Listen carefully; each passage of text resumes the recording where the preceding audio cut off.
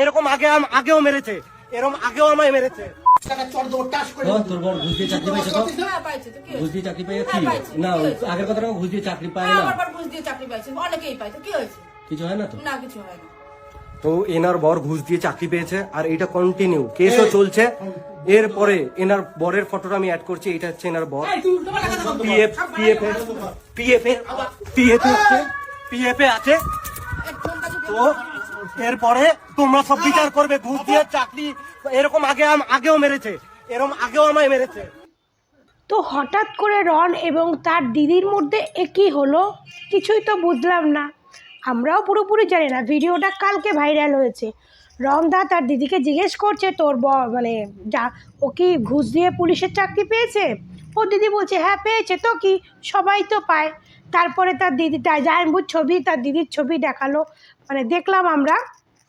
তো হঠাৎ করে রন এবং তার দিদির মধ্যে কী এমন হলো যে তাদের ব্যক্তিগত আলোচনা এখন সেটাকে পাবলিক করে দিচ্ছে। আমি কিছু জানি না। ভিডিওটা আমি পেয়েছি, কালকে পেয়েছি। এই ভিডিওটা তোমাদেরকে আমি আজকে শেয়ার করলাম। আর সবথেকে একটা ইম্পর্টেন্ট কথা, যেহেতু আমি এই বিষয়টা নিয়ে কিছু জানি না, তো যেটুকু পেয়েছি সেটুকু তোমাদেরকে শেয়ার করেছি।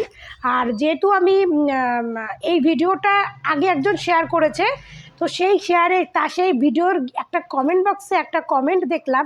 সেই কমেন্টটা আমি তোমাদের স্ক্রিনে দিয়ে দিচ্ছি।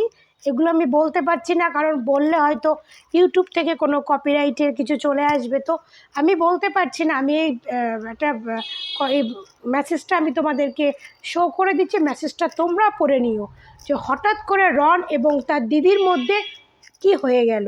কারণ তার দিদিও একজন বড় ইউটিউবার, ফেসবুকে কাজ করে, ইউটিউবার, তো সবাই চেনে।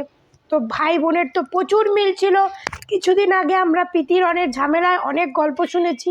তো এখন শেষ পর্যন্ত রন এবং তার দিদির মধ্যে এমন কি হলো যে রনও তার দিদির গোপনীয় তথ্য বের করে দিচ্ছে, ফাঁস করে দিচ্ছে। তো আমি যেটুকু জেনেছি সেটুকু তোমাদেরকে শেয়ার করলাম। বাদবাকি ওয়েট করো, আবার তোমাদেরকে শেয়ার করব।